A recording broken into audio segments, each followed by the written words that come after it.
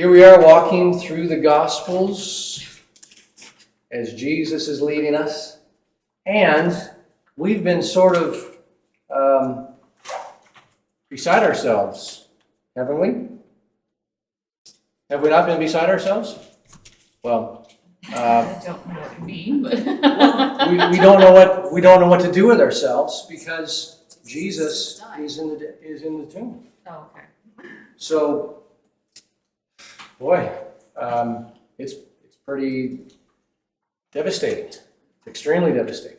That would have been a long A long Sabbath, yes. Nevertheless, here we are. And we're going to be looking at various of the gospel writers this evening. All four of them have been dealing with the crucifixion, his death, his burial, and his resurrection. But they all deal with various details. Now, you've noticed on the board, no bone box here. That's important for what we're looking at tonight. If you're not familiar with that, we will come to what that means shortly.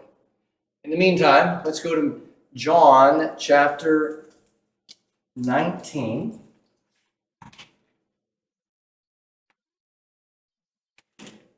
The parallel passages are in Matthew 27, verses 57 to 61. Mark in chapter 15, 42 to 47, and Luke 23, looking at verses 50 to 56. What are we looking at in John 19? Looking at 38 to 42. Let's start here, please. After these things, Joseph of Arimathea, who was a disciple of Jesus, but secretly for fear of the Jews, asked Pilate that he might take away the body of Jesus, and Pilate gave him permission. So he came and took away his body. Nicodemus, also, who earlier had come to Jesus by night, came bringing a mixture of myrrh and aloes, about 75 pounds in weight. So they took the body of Jesus and bound it in linen cloths with the spices, as is the burial custom of the Jews. Now in the place where he was crucified there was a garden, and in the garden a new tomb in which no one had yet been laid. So because of the Jewish day of preparation, since the tomb was close at hand, they laid Jesus there. It's interesting that Joseph and Nicodemus, they come out of the woodwork in a sense. What are they what are they incurring upon themselves because they're taking care of Jesus' body? I guess the wrath of the Jewish leaders. All right, wrath of the Jewish leaders. So for fear of the Jews? Anything else? He was a member of the Sanhedrin.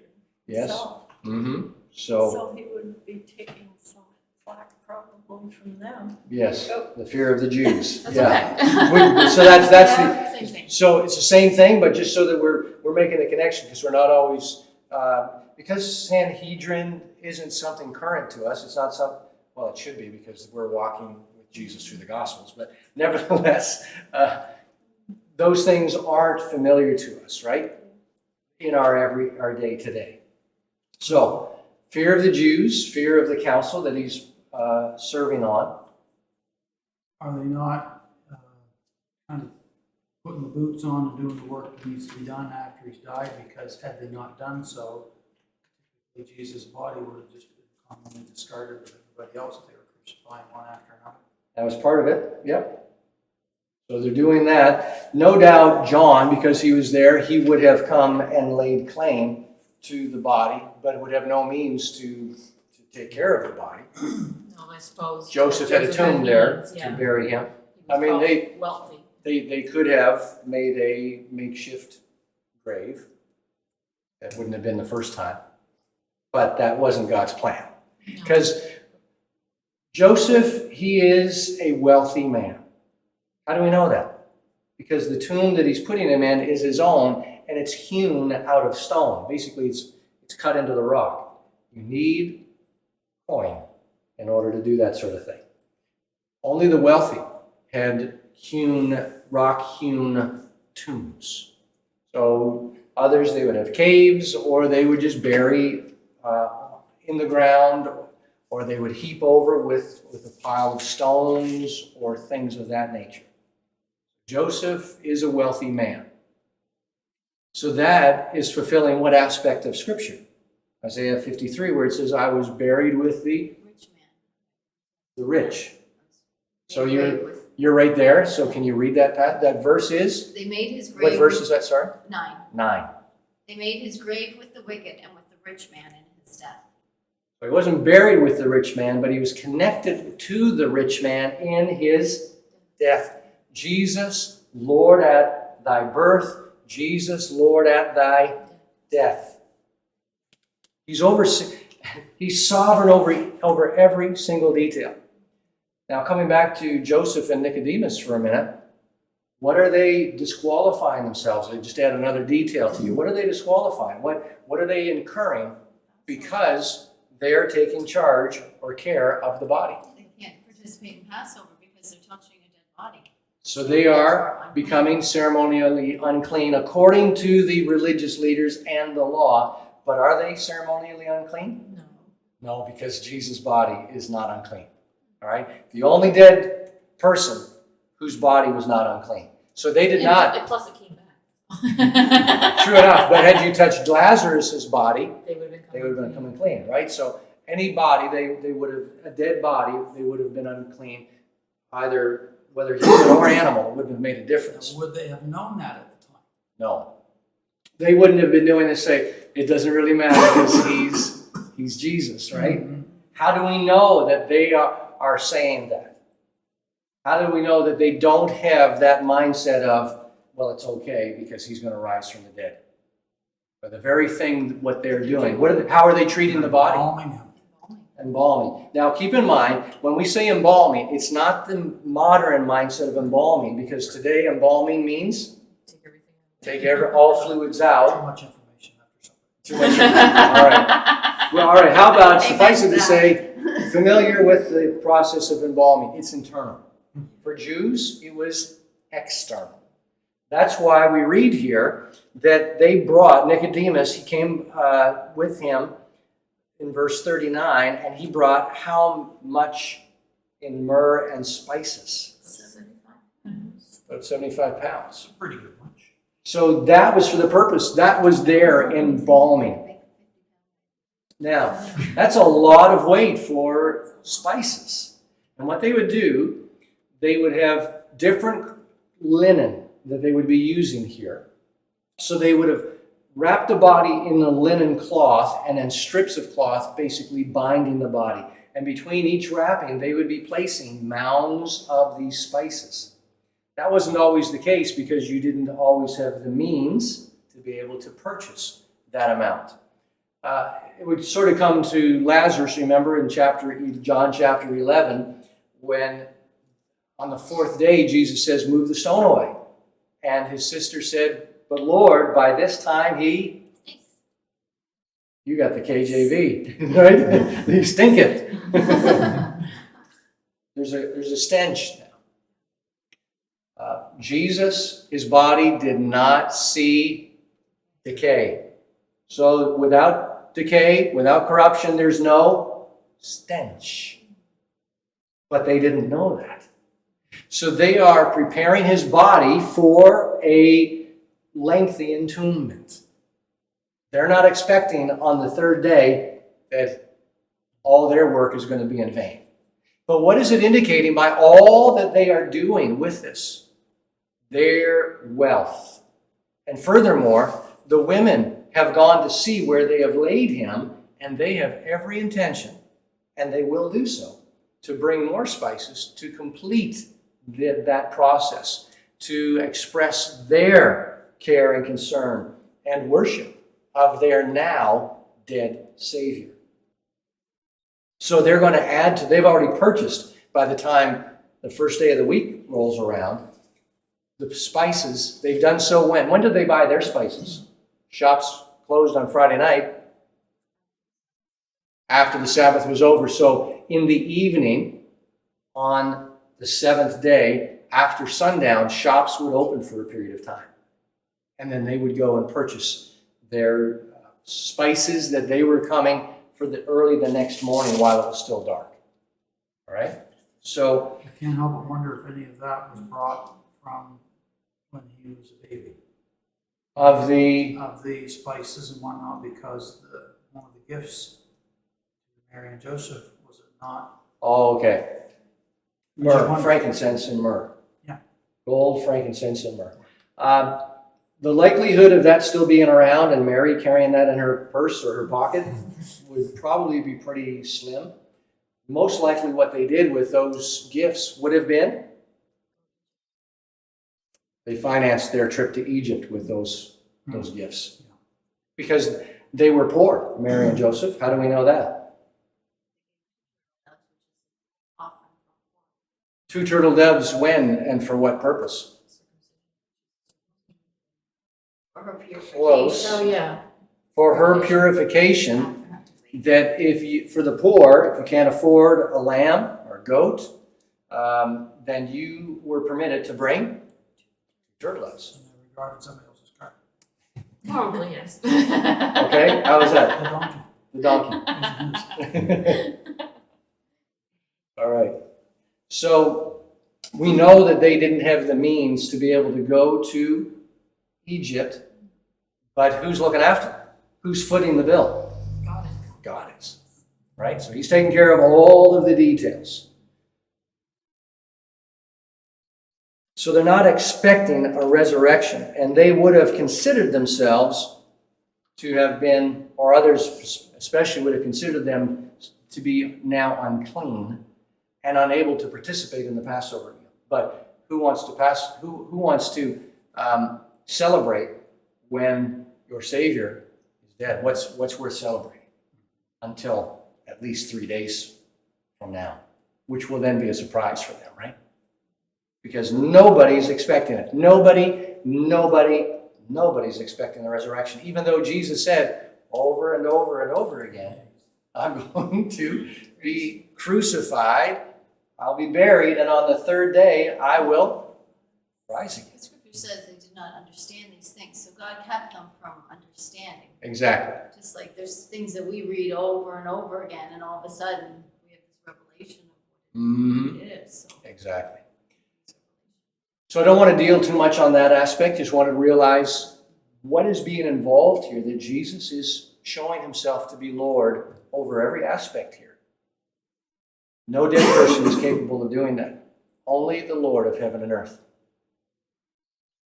Now in verse 41, we read here that they brought him, where the place where he was crucified was a garden. And in that garden there was a tomb. A new tomb. So this means, when it says it's a new tomb, it means nobody had ever been in it. So it wasn't used for any other burial. Some Bible commentators that I've read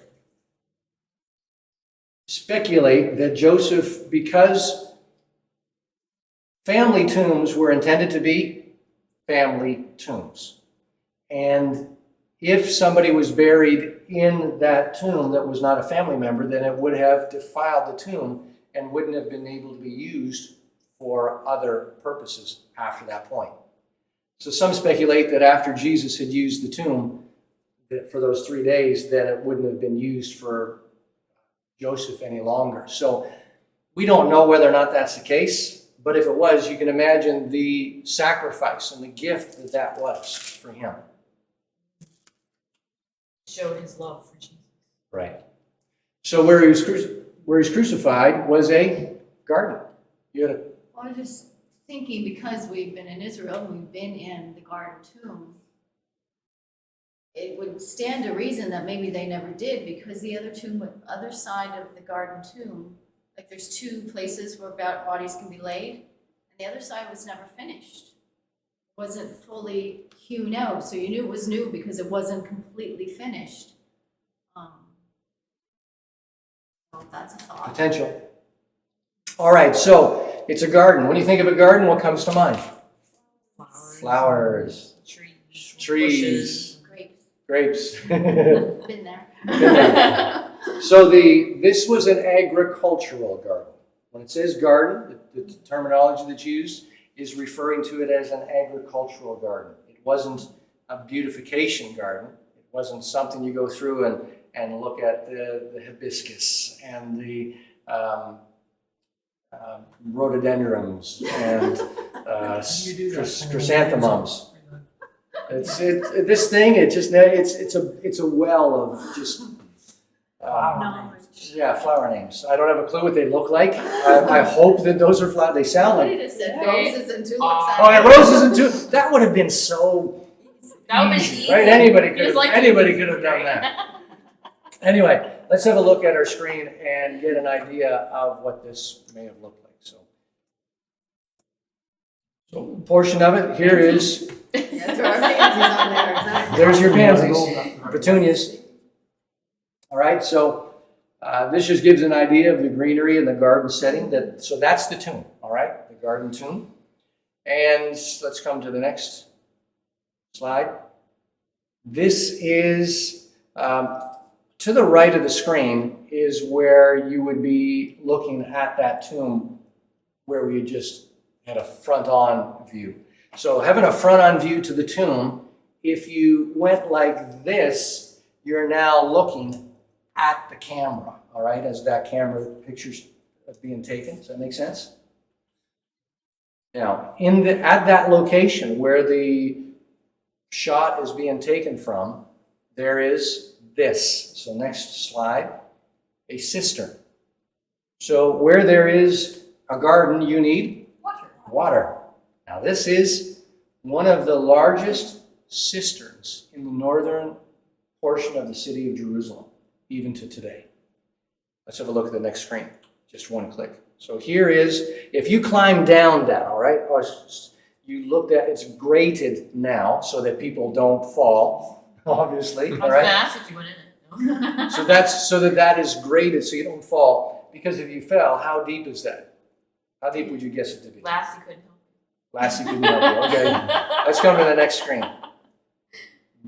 Wow. That ladder is up to that grate where you just seen. Wow. That's Big though. just roll it again. Quite a drop. It is 31 feet deep. It is 29 feet wide. And it is 65 feet long. A whole lot of water. So next, we'll just You break could this. live down there. 1 million liters of water it can hold, which is equal to 200,000 gallons. A lot of water. Anyway, so that's one end of the garden. On the opposite end is this. What's this? Can't answer. Anybody know what this is? This is Pond. Pond. Good guess. at the other end of the cistern, Yeah. brother. Oh, next roll, please. Sorry. There we go. That'll help you. All right. If you're looking on the right screen. What is this? Does that bring water in from somewhere? A liquid, but not water. Oh, it's Not water. Great Press or something. A wine press. Yeah. Okay. So down the middle of this is a trench, right down the middle. And then in the foreground, that darker area, is actually the reservoir for collecting the juice. And the grapes, so a vineyard would have a wine press. So where there's a wine press, you can be sure there's a vineyard. Because they didn't have a vineyard here and 5 miles away, everybody took their grapes to Trucks. you know, exactly. All right? Where vineyards were planted, they had wine presses. And the way the wine press would work is that they would lay a bed of straw in the floor of that. And then they would place all the grapes on top of it. Why the straw? Or to catch the skin or whatever, Okay. the mushy parts. Good guess. It was to cushion the feet because you mashed by the feet, right? Because going on the stones, there's two purposes. Going on the stones, that's pretty hard and firm. Imagine on concrete, and you're in your bare feet and you're doing this. You'd be holding on to ropes that would be dangled from cross beams or something like that, so you've got your stability. And doing this for hours, it's going to be a lot of shock. So the straw was intended to reduce that and absorb that shock to some degree. But another purpose was, if you didn't have that there, what would happen to the grapes? You would, more specifically, what would happen to the seeds? They'd go with the grapes, or with the juice and stuff. Yeah, but that wouldn't be so much of a concern, but yeah. They would get broken, contaminate the wine. They get broken, and how would they contaminate the wine? Anybody ever bite into grape seeds? Just themselves? They're bitter. So it would make the wine bitter. Anyway, that's... The straw catches that. So the straw absorbs the pressure on that so that you're not crushing the seed. You're only smashing the grape. You're only compressing the grape. And then it acts as a bit of a filter so that the juice goes through. But even if any of the pulp or even the seed goes through, that can be strained out. This is a sport where you get them to wash their feet first, isn't it? I hope so. I would hope so. Yeah. Hygiene. All right, so I believe...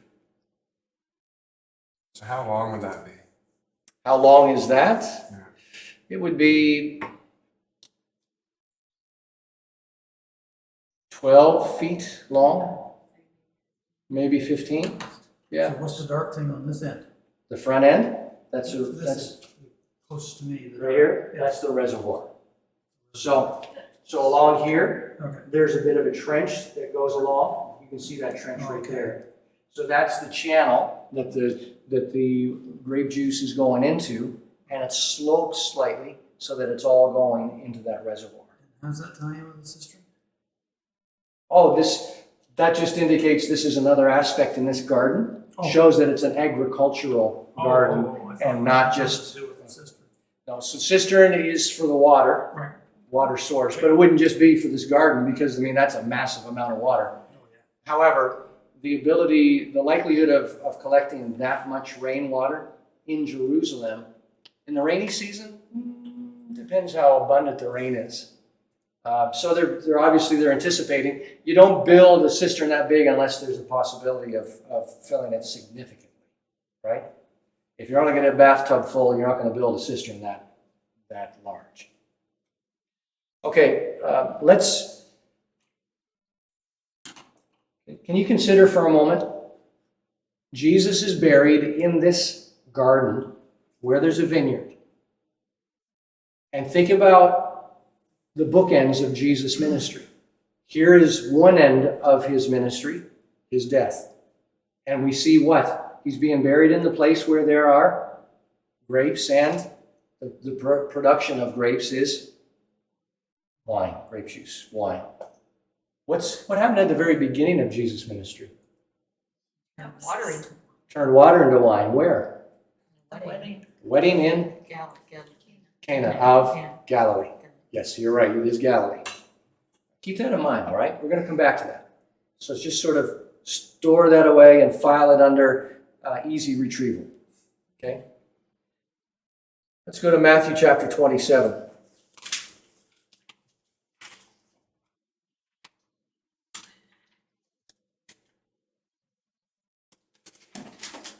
We're going to look at verses 62 and 63.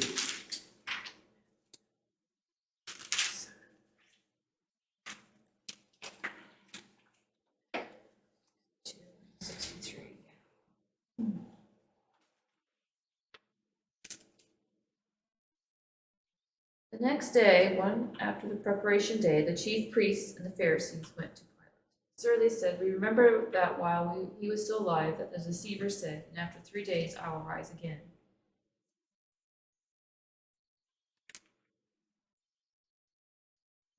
Should say more. It sounds like it too, yeah. Oh, I wrote that down. Say more, please. Say more. Okay. So Go to 66. I wrote that down wrong. My mistake. okay. So he gave the order for the tomb to be made secure until the third day. Otherwise, his disciples may come and steal the body and tell the people that he had raised from the dead. This last deception will be worse than the first. Take a guard, Pilate said. Go and make the tomb as secure as you know how. So they went and made the tomb secure by putting a seal on the stone and posting the guard. Interesting that they admit that there was a deception. Yeah. Interesting. Interesting that they're talking about whose deception? Their deception of what's going on and what they're trying to do to get rid of him. This deception will be worse than the first. So Or am I, no, I mean, nothing of, they're not talking about their deception. Okay. They're saying that Jesus claimed to be Okay. God, King of the Jews, and so they considered that to be a deception.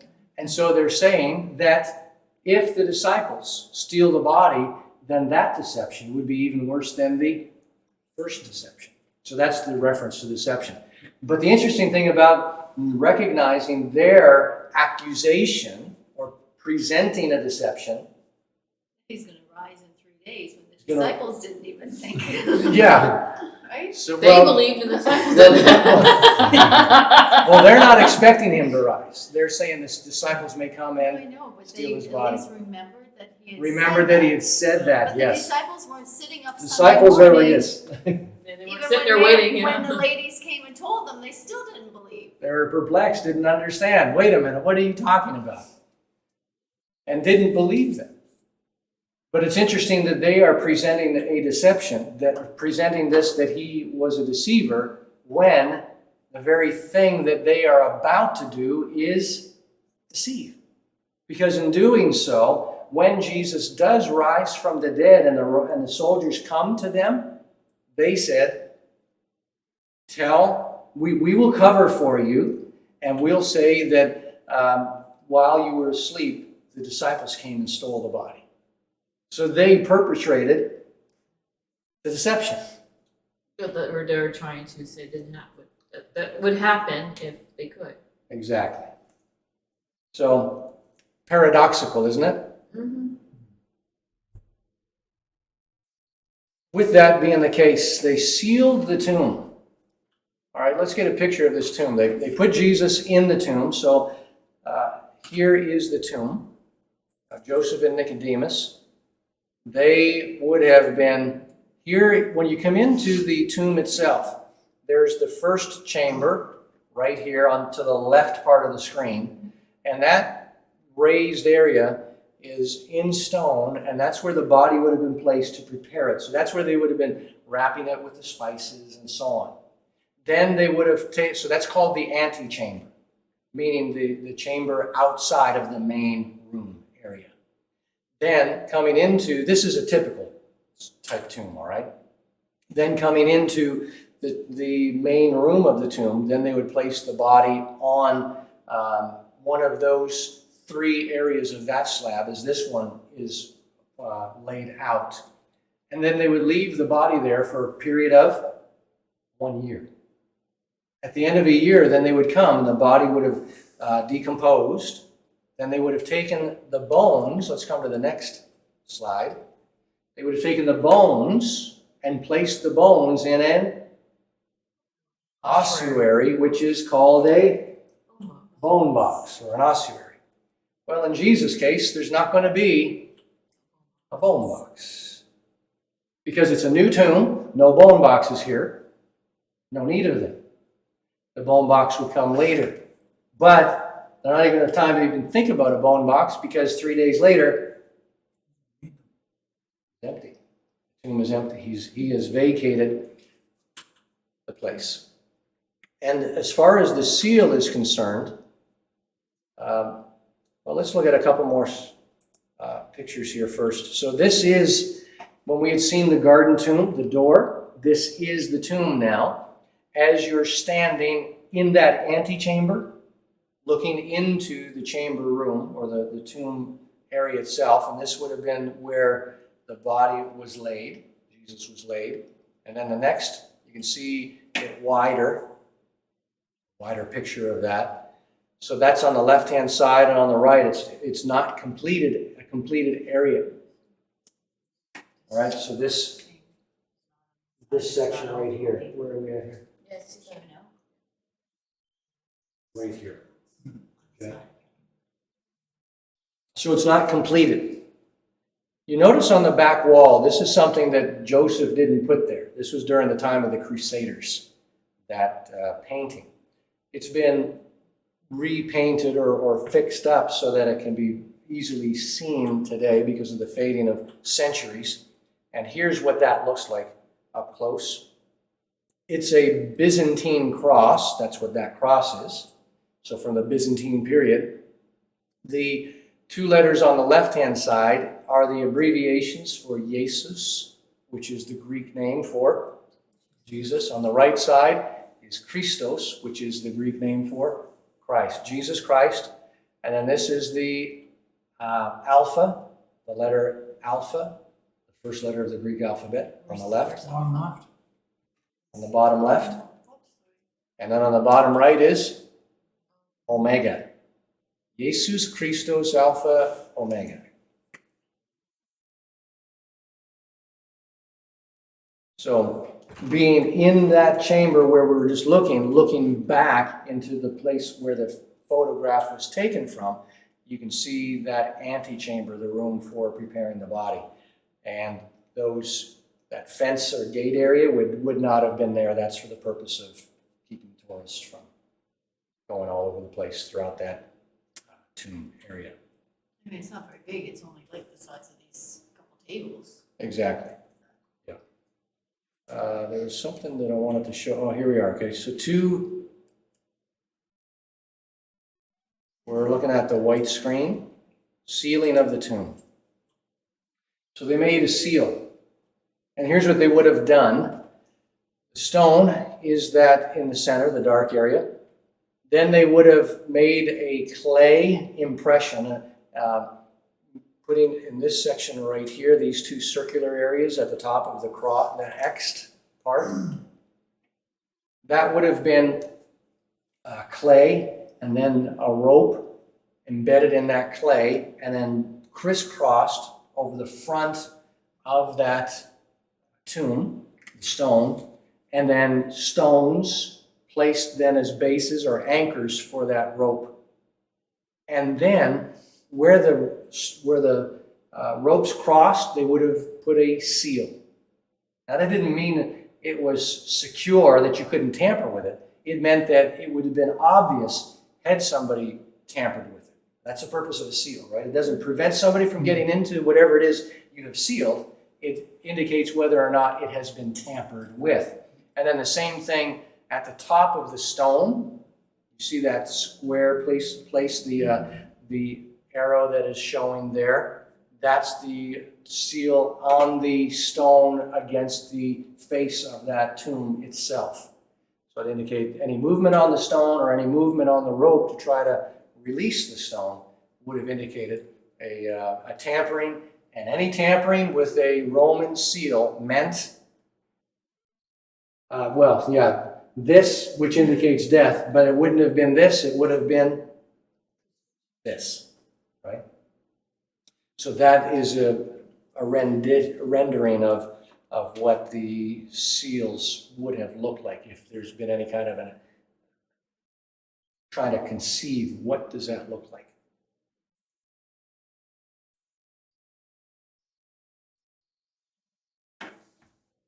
But they weren't expecting his resurrection. And when the women, they arrived on the first day of the week, so the next morning after the seal has been placed, because the seal wasn't placed there on Friday, was it? So after the day of preparation, this would have been on the Sabbath, but most likely coming on to the end of the Sabbath, unless they had the Romans go and do it. They probably did. So they probably did that. They didn't want to break this up. They wouldn't have broken the Sabbath, no. They don't care. As a matter of fact, Gentiles Jews today, if they want something to be done, they will get a Gentile to do it for them on the Sabbath so that they don't break the Sabbath. Yeah, but it says in 65, Pilate said to them, "You have a guard of soldiers. Go and make it as secure as you can." So he's talking to the Pharisees. Meaning that he's given them charge of a dispatchment of soldiers. So, in other words, you have the authority. I give you the authority to instruct them as you see fit to secure the tomb. Not that, okay, now you go and do it, and they'll stand guard. So there's details there that we're not certain exactly how it worked, but it's not far-fetched to see that they would have said, all right, here's what we are to do. Go and secure the tomb and guard it. Make sure that nobody makes access into it. Coming to, interesting, when we see this word seal, it doesn't appear very often in the New Testament. Can you think of any other place where the word seal comes up? Something has been sealed. Revelations. So Revelation is one of them. Yeah, so the 7 seals of Revelation chapter 6, I was thinking chapter Kings. 5. In what? In First Kings. We're looking at New Oh, Testament. you're looking at New Testament. Yeah, New Okay, Testament.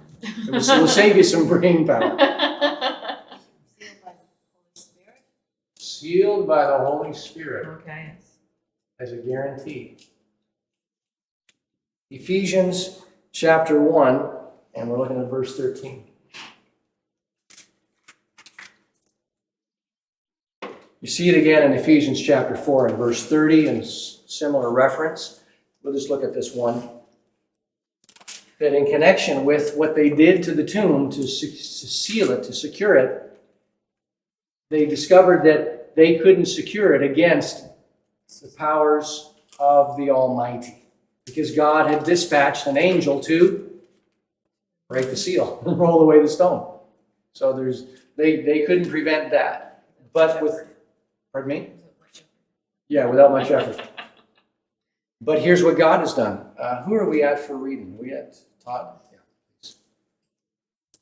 In him you also, when you heard the word of the truth, the gospel of your salvation, believing in him, were sealed with the promise, Holy Spirit.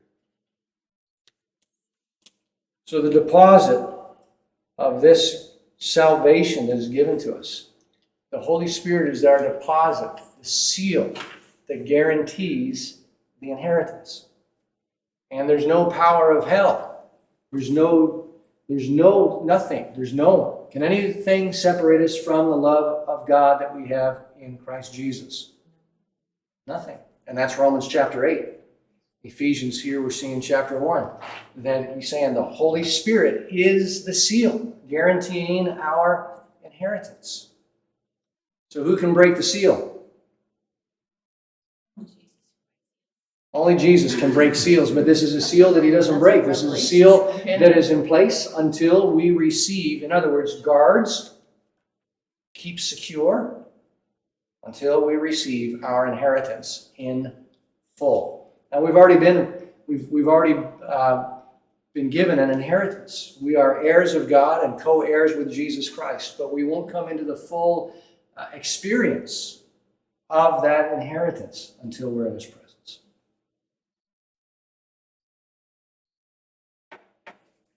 So, Matthew 28. Let's look at verses 1 and 2.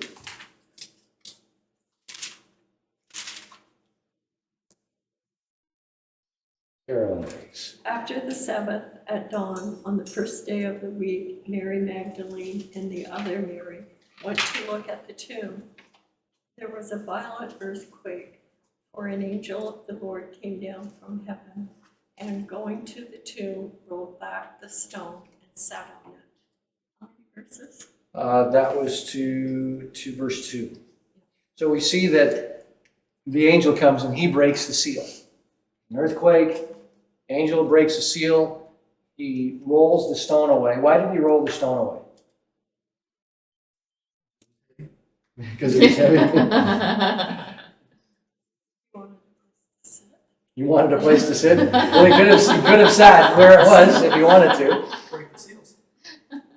Was he rolling the stone away to let Jesus out? No. He wanted people See.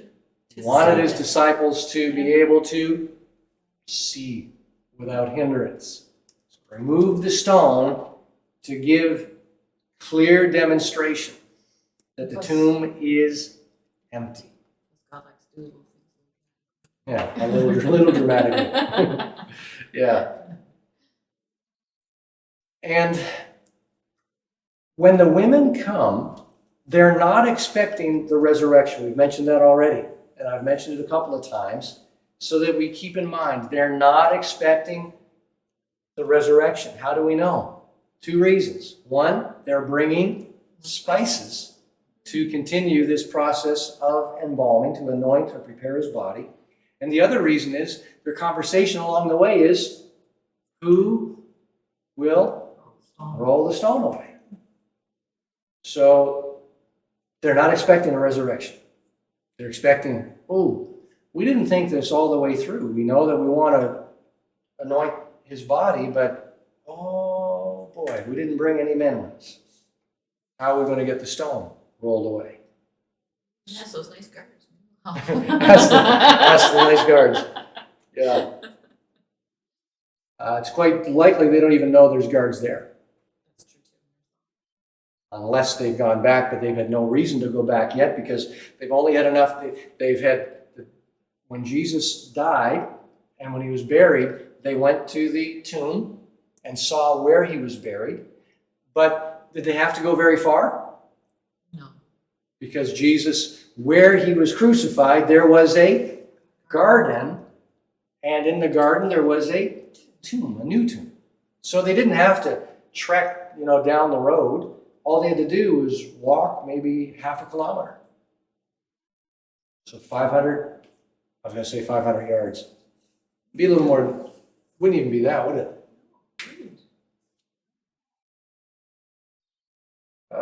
Yeah, within 500 yards. Within 500 yards from the place of crucifixion. Yeah. You ever take a covered bridge or two? Well, that's 1,000 yards, isn't it? Or 1,000 feet. Anyway, nevertheless, it's not a far distance whatsoever. And they had to get back home because they have responsibilities for the Sabbath. The woman is the one that lights the candles or lights the lamps and says the opening prayer and so on and so forth. So she's getting her family prepared. When Sabbath is over, they've had enough time to go and get their spices and go back home. Having made a plan, let's meet at such and such a time, and then we'll go to the tomb. So they probably don't even know that there's a guard posted. So in Luke chapter 24, one of the parallel passages, Luke 24 and verse 8. Actually, I think I want to read before verse 8. Let's do 4 to 8.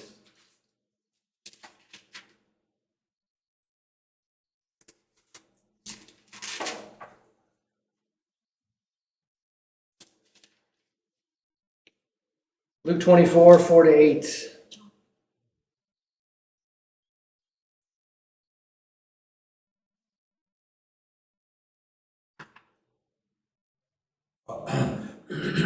While they were wondering about this, suddenly 2 men in clothes that gleamed like lightning stood beside them. In their fright, the women bowed down with their faces on the ground. But the men said to them, "Why do you look for the living among the dead? He is not here. He has risen. Remember how he told you while he was still with you in Galilee. The Son of Man must be delivered into the hands of sinful men, crucified, and on the third be be crucified, and on the third day be raised again. Remember these words. And then it continues on about saying how they returned to tell the others, but nobody believed them, except that Peter ran to the tomb. John deals with that aspect as well, but he includes himself, that it wasn't just Peter that went. Nevertheless, they're perplexed over the fact that the stone is rolled away, and furthermore, Jesus' body is not there. So what has taken place? What has happened here? So still, they haven't remembered the words of Jesus until these men, these angels, tell the women what Jesus has said. Do you remember what he told you while he was still in Galilee? And then they go through the very thing that the Son of Man must be delivered into the hands of sinful men, be crucified, and on the third day be raised. And they remembered his words. It's like, oh, yes. Exactly. But it wasn't that it was that long ago that he had told his disciples that this very thing was going to take place. During the few days prior to his crucifixion, he had told them yet again. So it's not like it was something way long ago that they're having a hard time recalling. This was just a matter of days ago. Whether or not the women were part of that conversation, we're not certain.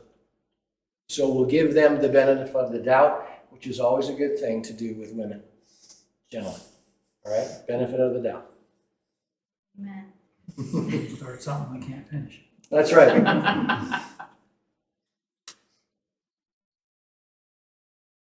When we consider what they see in Matthew's account, verses 3 to 10, in Luke's account here, verses 5 through 12, and then again, well, let's look at verse 12, since we're right here in Luke chapter 23.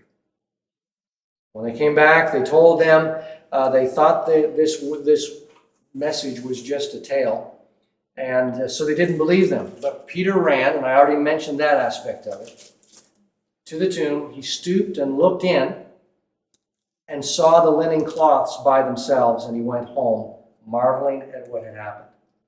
So he sees the linen cloths by themselves. Come with me to John 20, and I'll get Brian to read this for us. This is that same passage, the same details, or same scene, if you will. A couple of extra details going on here. So when the word came to the disciples, let's look at verses 3, and we're going to verse 10. All right, 3 to 10. So Peter and the other disciple started for the tomb. Both were running, but the other disciple outran Peter and reached the tomb first. He bent over and looked in at the strips of linen lying there, but did not go in. Then Simon Peter, who was behind him, arrived and went into the tomb. He saw the strips of linen lying there, as well as the burial cloth that had been around Jesus' head. The cloth was folded up by itself, separate from the linen. Finally, the other disciple who had reached the tomb first also went inside. He saw and believed. They still did not understand from Scripture that Jesus had to rise from the dead. One more. Yes, please. Then the disciples went back to their homes. And Mary stood outside the tomb crying. As she wept, she bent over to look in the tomb and saw two angels in white seated where Jesus' body had been, one at the head and the other at the foot. Well, let's stop right there. Aw. We'll finish it I off. had to do that line in a All right, go ahead. Okay, go ahead. They laughed at me. Well, let's let you finish it off so you can Why are you redeem. crying? The place went nuts. There you go. Okay. What detail does John give us here, other than the fact that John was there with him? The headcloth. What about the headcloth? It was there folded separate from stripped linen. What does that tell us? And Jesus took the time. He's a good Jewish boy, you know. But it means something. It means something, doesn't it? It's finished. It means exactly what Melissa had mentioned. It's a sweat cloth. It's a cloth used for working. So the work is over, it's finished, it's put aside. So we're going to do two things here. Melissa had mentioned the fact that he had taken time to set it aside. It being a sweat cloth indicates that the work is now completely evidenced as being done. Because the sweat cloth was related to when? Friday. Not since Friday, right? When was it finished? On Friday. So with him taking the sweat cloth off, as it were, and to set it to the side, he is showing that evidence that yes, what I showed on Friday and said it is finished, any man can die. Two men on either side crucified next to him, they died, and where are they still? Their bodies still in the tombs, or wherever they were buried. Jesus, however, demonstrated that his death was not a normal death. His was it's called efficacious, meaning it was effective to do the work for which it was purposed. So he died for a very specific purpose, to save us from our sins, having completed perfect obedience of the law on our behalf. And so when he said it is finished, it meant paid in full. The work is done. Remember we looked at those four aspects of it is finished? The debt is paid. And for the priests, the sacrifice is accepted. So with that, it's showing a couple of things, but the most evident thing is that this was not a grave robbing, because grave robbers would not have taken time to unwrap the body and fold it. or to take the head covering and to put it to the side neatly. All right? This is an indication that something supernatural took place here. Footnote that I've written from a commentary, it says, some scholars say it does not refer to being folded, but collapsed in the shape it had around the head. That particular Greek word. Okay. That can't happen if a body is stolen. And even if they were to unwrap the body, because how much weight is added to the body now? 75 pounds. So if you're going to steal a body, you want to reduce the weight as much as possible, because dead weight is hard enough to carry as it is. But if you've got an extra 75 pounds of dead weight on top of the dead weight, you've easily got a 225 pound or 250 pound weight that you're carrying. So even if they did unwrap all of that, it would have been hurriedly.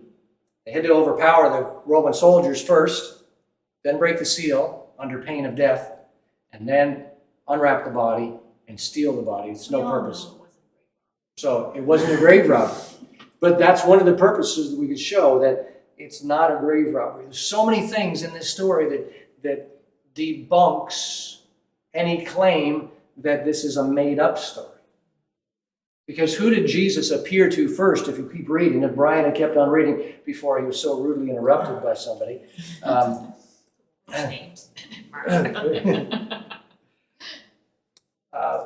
That she would have encountered Jesus but not have had known that it was him. So she was the first one to encounter the risen Christ.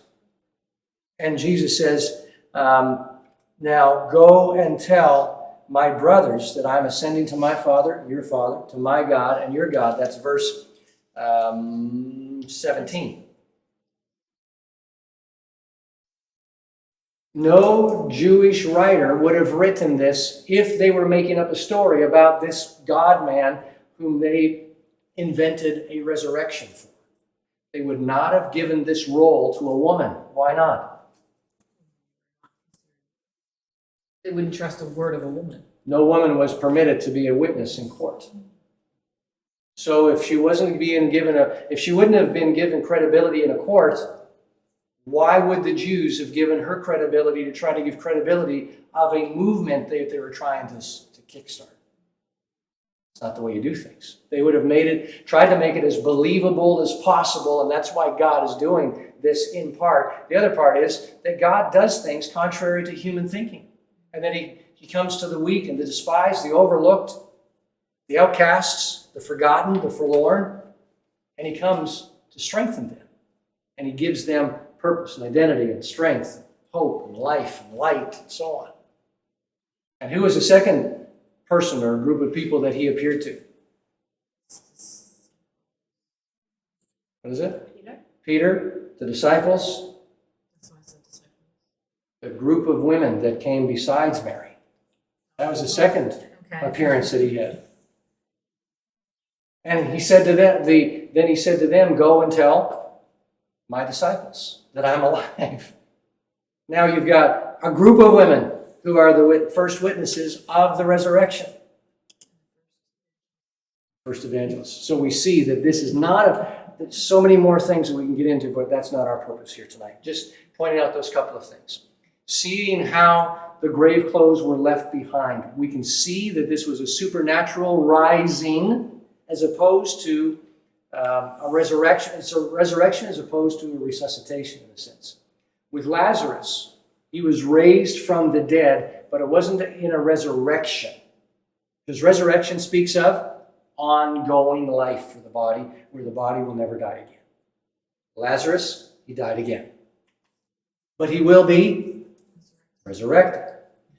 But remember when he came out from the tomb, what did Jesus say to the people around? Quickly, go and take the grave clothes off of him. Because he couldn't do it himself. Why? Because he was bound.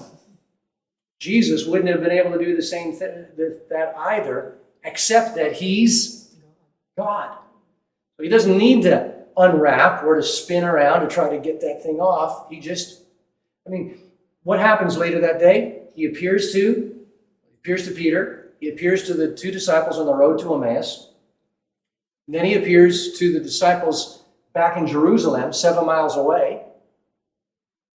And how does he appear to them? With all of the windows and the doors locked. He appears in the midst of the room, giving indication that this is a resurrected body, not confined by the same rules of physics that we know presently.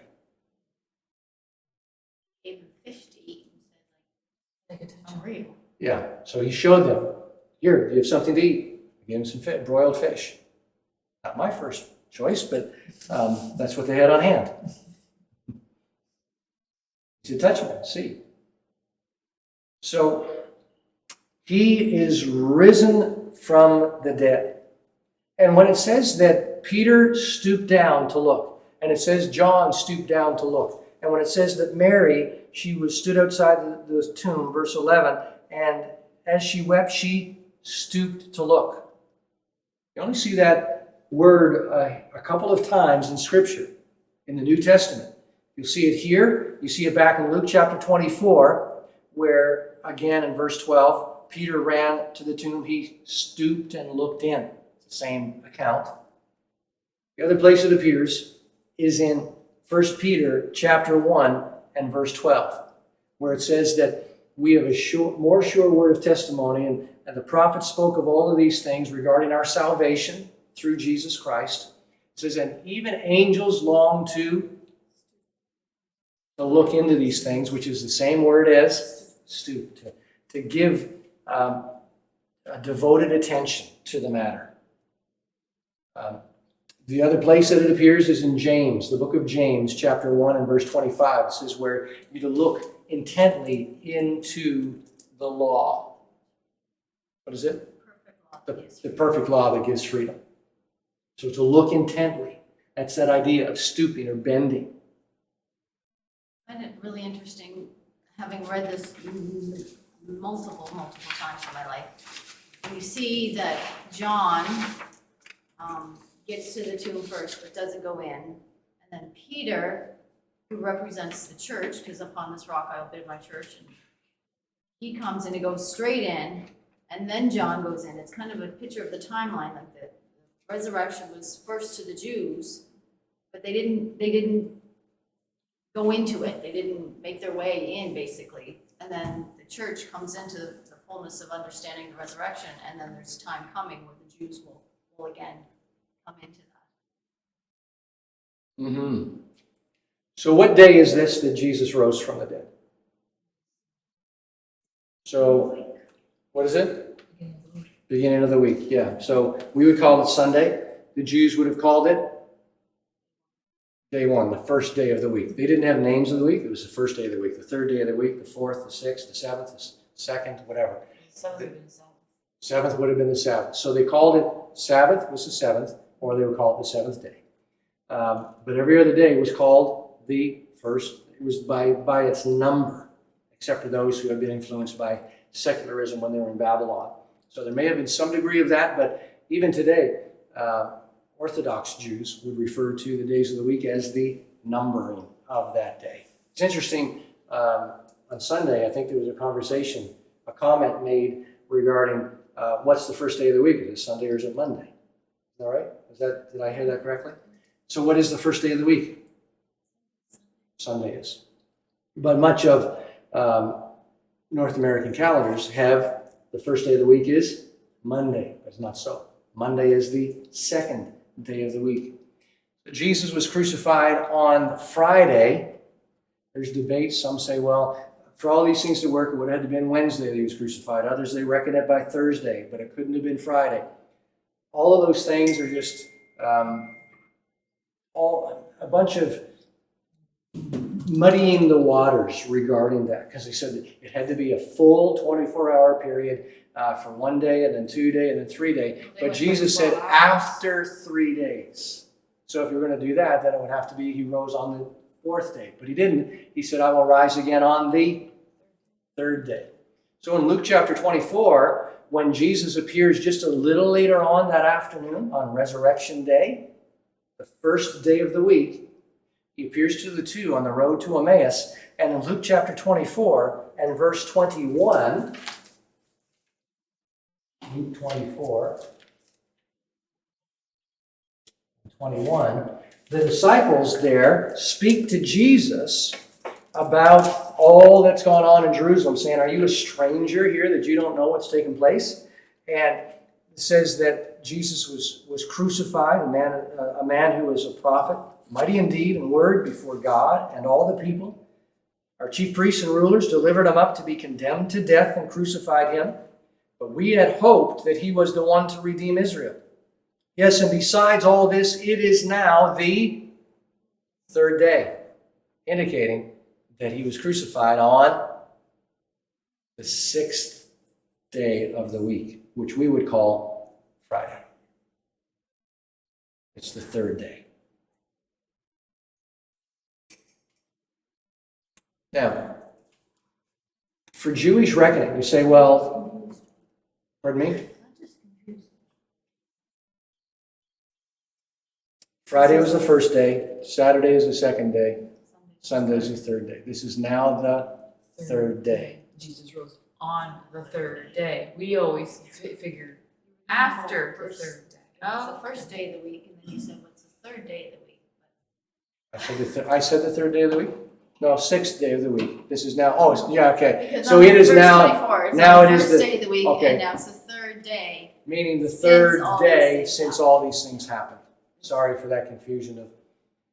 I will openly put out there that I have humanly struggled with the time frame, because with me, black and white, blocks, that kind of stuff. A day to me is 24 hours. Mm-hmm. 2 days is 48, 3 days is 72. After 3 days, after 72 hours. But it wasn't Which would mean he rose on, if that was the case, he would have had to have risen on the the fourth day. fourth day. So he didn't. So yes, they counted it was counted, the day he died was counted as day one. Yeah. Beginning the start of that day, not at the evening. It wasn't even Right. the evening, you can't even go 3 days on the evening. It was Differently. Friday evening to Sunday morning, Yes. so effectively. Well, it was Friday afternoon before sundowns, before Sabbath began. So Right. Friday is one day, Sabbath is the second day, and then the first day of the week is the third day. So the time frame, is humanly made. The time he died until he rose again, was less than 48 hours. Yes. So we're not looking at hours, we're looking at, yeah, I'm but just but Putting you're, it out there. yes, I understand. Me, Well, I I'm think we at all, that- we all were like quarter that, wood is a really. quarter wood, that kind of stuff, you know, Mhm. that's the way I think. And I'm thinking that, well, he wasn't in the tomb for 72 hours, so Satan likes to whisper. Exactly. He wasn't there 3 days. Let me say, the Mosaic Law stipulate, I'll read this, I was just going to leave this, but I'll bring it into our consideration. The Mosaic Law stipulated that the new year began on the 1st of Nisan. In the Jewish way of counting years, any part of the end of the previous year or any part of the new year, whether it be a few months or even just days, counted as a full year. So if a king reigned for 3 days of the previous year and all of this year and 7 days into the year following, he reigned for 3 years.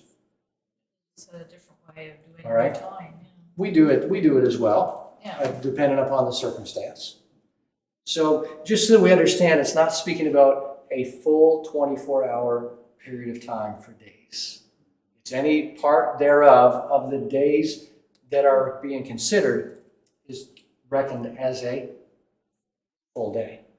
So on the third day. Why the third day? What's significant about the third day? Meaning after 3 days. So 3 days. So I want to get away from, because I mentioned the Jews would refer to the days of the week by their number, the first day, the second day, the third day. So we're saying, why 3 days rise from the dead? Not 2, not 7, not 6, not 10. Why 3? Let's go to 1 Corinthians chapter 15. Think of Jonah. I don't think that's the answer though. You'd be surprised. You might surprise yourself, I should say. 1 Corinthians. 1 Corinthians 15. And we're going to look at verses 1 to, in totality, it sort of takes it into verse 8, but we won't go that far. Let's go as far as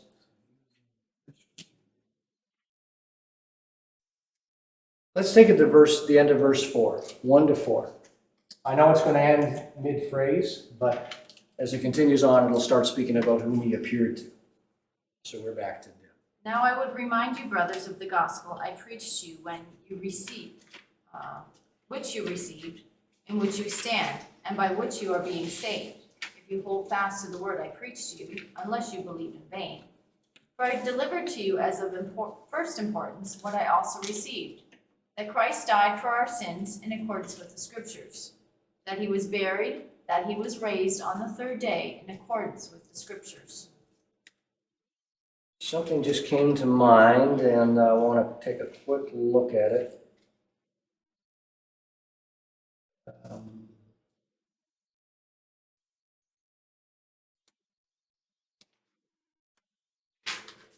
Jonah didn't die in the fish, did he? No, well, Did he die in the fish? Possibly. Yes. We don't know. We don't know, but his speech indicates that he died. And that God God raised him to life again. So one of two things. He either preserved him alive, because you can't survive with no oxygen in the belly of a fish for 3 days without God supernaturally intervening. Yeah. Went down to Sheol, and it gives an indication that speaks of dying. For it to be a type, It's quite likely that that was the case. Jesus said, as he was in the belly of the fish, so shall the Son of Man be in the belly of the earth. So, possibly. So it says that he was crucified, dead and buried, and rose again on the third day according to the... Okay, tell me, where does it say in the scriptures that he had to rise again on the third day?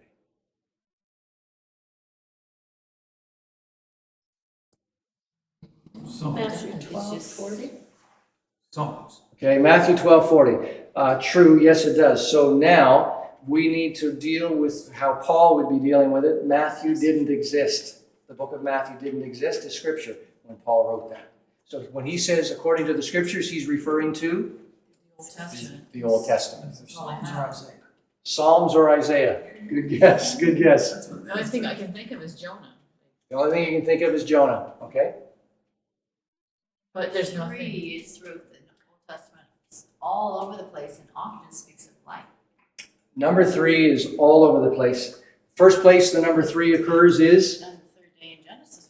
third day in And Genesis, that's the first day. chapter 1. Living. The first day life appeared. Genesis 1, verses 11 to 13, I think it is. 11 to 13. Genesis 1. 3 chapters. Hmm? 3 chapters. Or 3 verses, 11, 12. 11, 12, 13. Okay.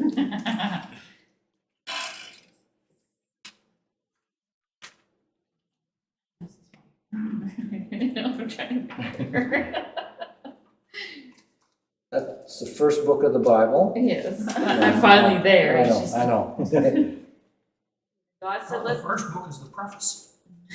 Then God said, let the land produce vegetation, seed-bearing plants and trees on the land and bear fruit with seed in it, according to their various kinds. And it was so. The land produced vegetation, plants bearing seed according to their kinds, and trees bearing fruit with seed in according to their kinds. And God saw that it was good. And then there was evening, and then there was morning, the third day. All right. So the third day is the first appearance of life. Furthermore, that life is represented in the plant life, which will, every season, it will die out and then it will come back again. Picture of that. The second, third day. Your key word there was die. At this point, sin hadn't happened. And there was no death.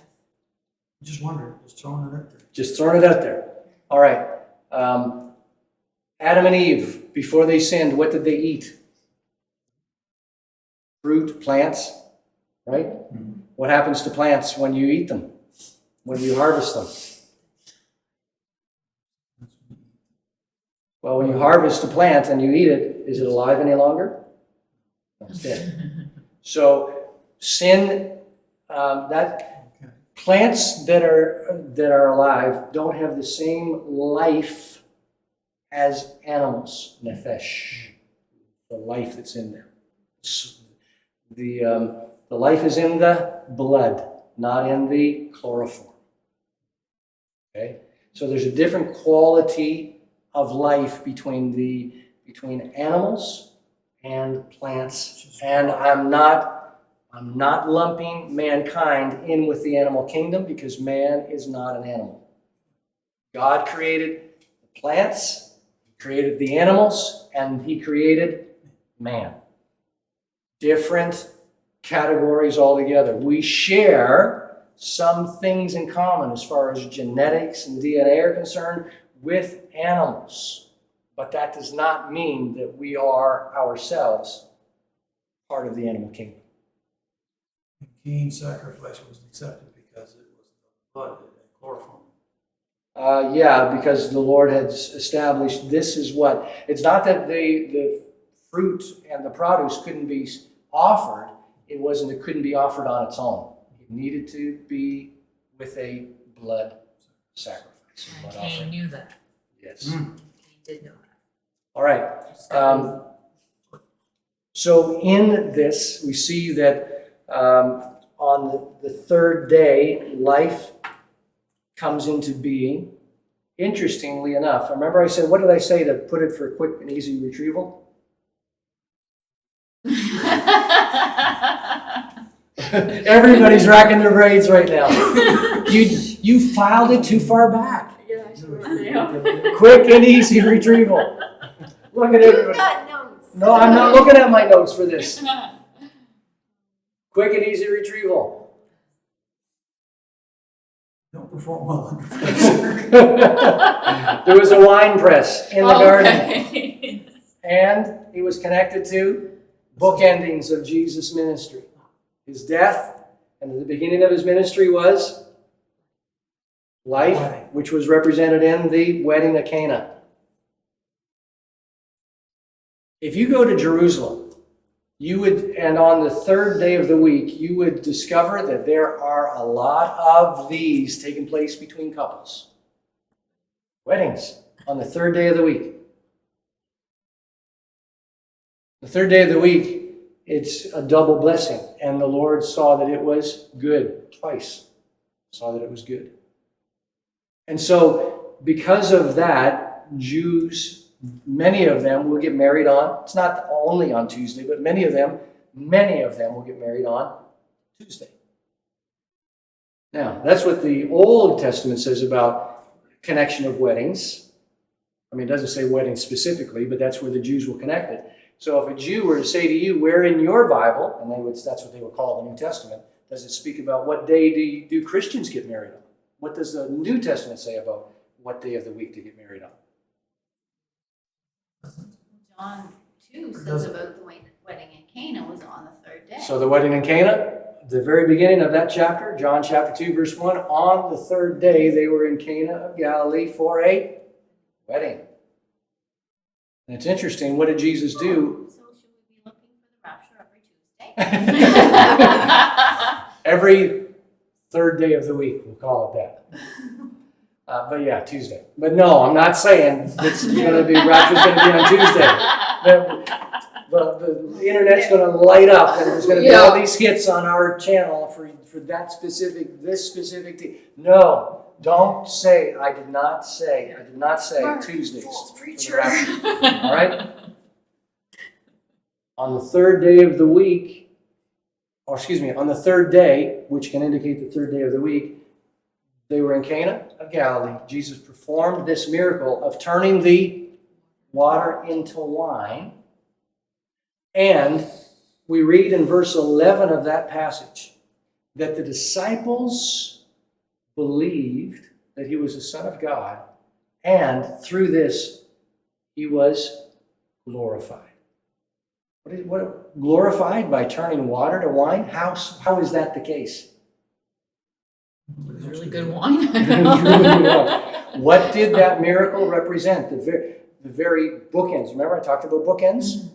What did that wine represent? Turning the water to wine. What did it represent? If it's a bookend of his ministries. Power over creation. Power over creation. Or like his ability to create. Okay. Let's look at it this way. One bookend interprets or defines the other bookend. So the last or the end bookend defines the beginning bookend. What was his glorification? The cross.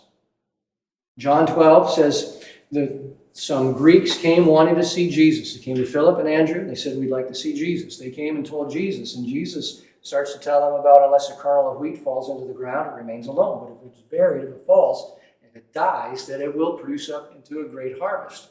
He says, now is this hour for the Son of Man to be glorified.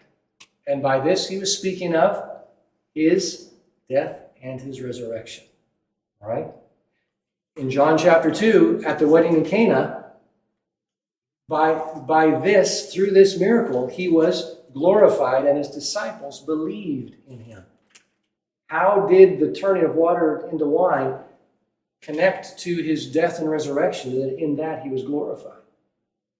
The hint, or the key, I should say, is in verse 6 of that chapter, and says that they were to take 6 jars of, what kind of jars? That were used for Purification. 6 stone jars used for purification. And it was in those jars that Jesus said, fill them with water to the brim, and then he turned that into water, or that water into wine.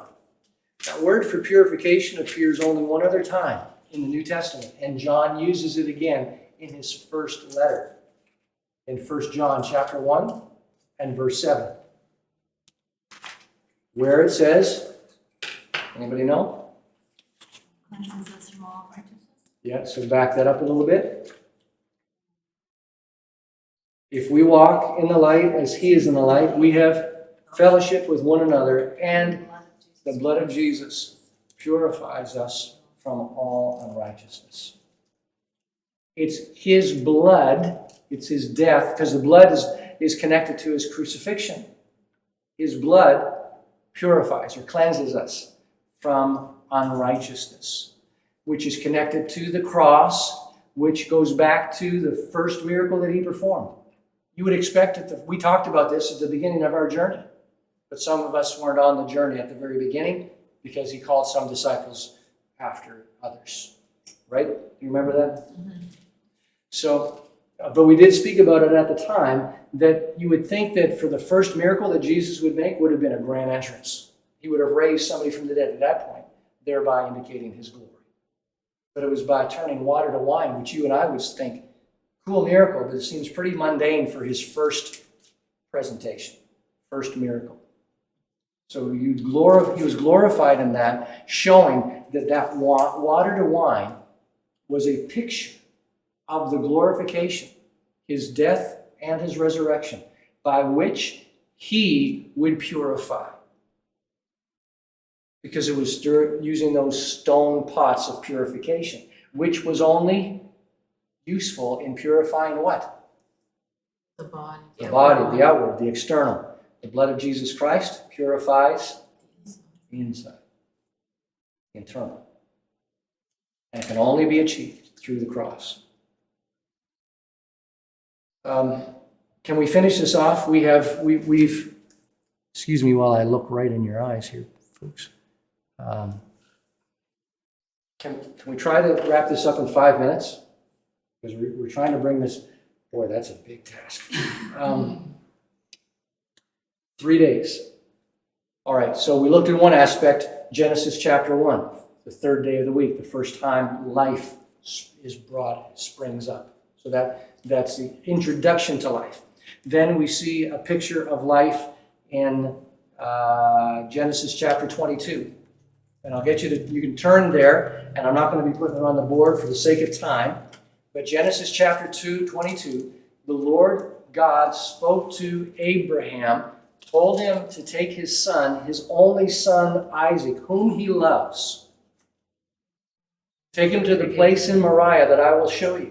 So he did. And he saddled up his donkey, and he brought his servants along. He and Isaac went, and on the 3rd day arrived at Moriah. On what day? 3rd day. 3rd day. And what happens on Moriah on the 3rd day?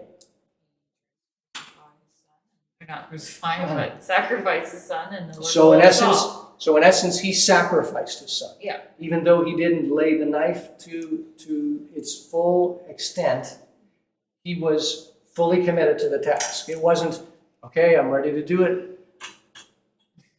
We're of a culture now that said, now, the toddler or whatever, stop. I'm going to count to 3. Now, 1, 2, 2.5, 2 and 3. We don't really mean what we say, right? And so we try to get there as though we mean what we say, but we don't truly. Abraham was fully committed at that point, and he wasn't like, okay, here I go. He was committed, and he was fully engaged in the act. And Hebrews chapter 11 tells us that Abraham received Isaac back from the dead in a figure, because he was as good as dead as far as Abraham was concerned. And this was a picture of the very act of sacrifice that Jesus and his Father would carry out on that very same spot 2,000 years later. On what day? Third day. It would all be pictured. It's interesting that Abraham and Isaac, there's pictured there, they took with them what? I said he saddled up. The donkey. And there's one word wrong with that, which it shows it in the English. It says a donkey, but in the Hebrew it's not a donkey, it's His donkey. the donkey. The donkey. Where does a donkey show up next time? When Jesus goes into the town, or goes in, rides a donkey into All right. Jerusalem. Where does the donkey occur the next time? That is a next time, way down the road. Oh. But the next time a donkey occurs, so you're Talking to correct. somebody. Pardon me? He's talking to somebody. That's Balaam? later. That's farther yet again, so bring it closer. Moses. In Exodus chapter 4, when he and his wife Zipporah and his 2 sons, they're heading from Midian and they're going to Egypt, and they're on what? The donkey. In English, it'll say a donkey. And it'll speak of how many days?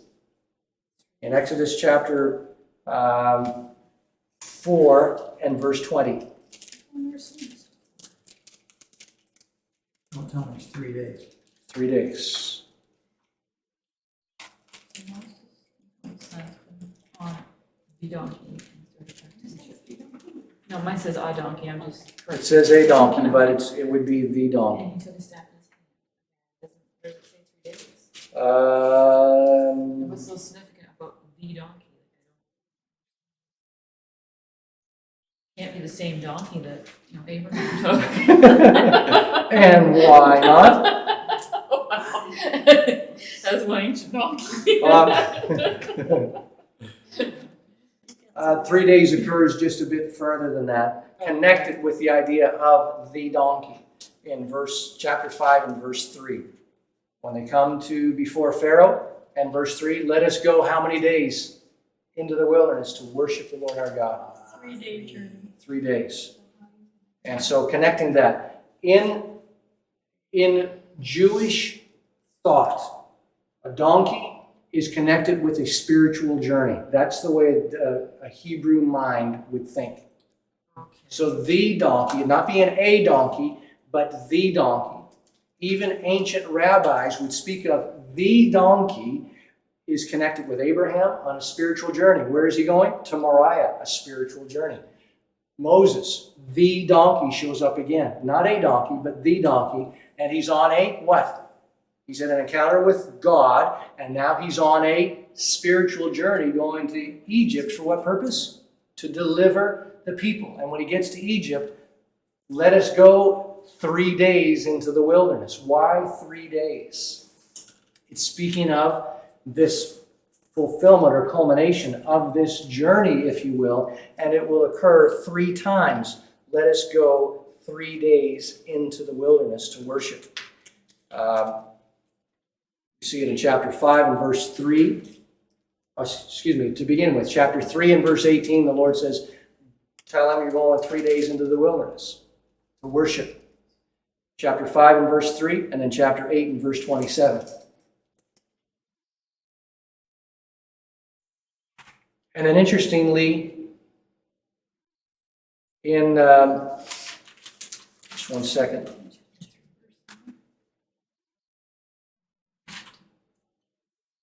Second to the last plague. What's the second to the last plague? Anybody know what it was? Darkness. Yes, it was. Oh, it's It was darkness, darkness. okay. Yeah. How long was darkness in the land for? 3 days. Jesus died, there was darkness. It wasn't 3 days, but there was darkness. And it speaks of a spiritual encounter. Yet again, this 3 days is speaking about spiritual journey. And for the Egyptians, it brought darkness, but for the Hebrews, it brought, they didn't experience darkness in Goshen. And that's what the death and resurrection is dealing. To those who are in darkness, the people who are in darkness, they've seen a great light. So he doesn't come to keep us in darkness, but to bring us out of the darkness. And then the next time we see the donkey, not a donkey is Balaam's. The donkey, the next time, the ancient rabbis would say, the donkey of Abraham and of Moses will also be used by the son of David, Messiah. Now they don't say Yeshua, but they would say the son of David. And who is the son of David? Who is the Mashiach? Yeshua. In Zechariah, that he would ride on a donkey, indicating a spiritual journey from the material. See, a donkey shares the same 3 letters, the same root word as the word for material, or goods. So if you were to see it in Hebrew, just so you have an idea, the same word, it looks like this.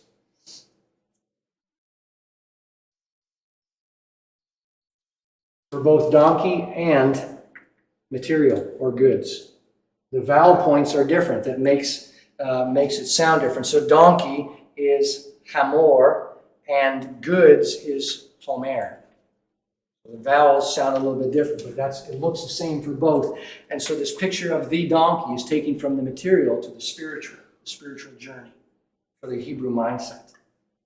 And so Jesus rides into Jerusalem on the donkey spiritual journey, and after 3 days, not from riding in, but the 3 days is in connection to his death and his resurrection.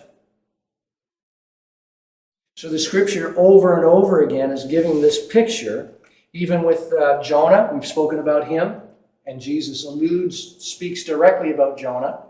So as the scriptures have spoken. And then lastly, Hosea in chapter 6, verses 1 and 2 says, I have, for quoting it, my mind has, after 2 days I will, and on the 3rd day, Hosea 6. First one there gets to read it. 1 and 2. Come, let us return to the Lord, for he has torn us, that he may heal us. He has struck us down, and he will bind us up. After 2 days he will revive us, and on the 3rd day he will raise us up, that we may live before him. So yet again, speaking of this spiritual journey, alluding to, what's the 3rd day always pointing to here? Life, resurrection, that is found in and through only Jesus, the 3rd day.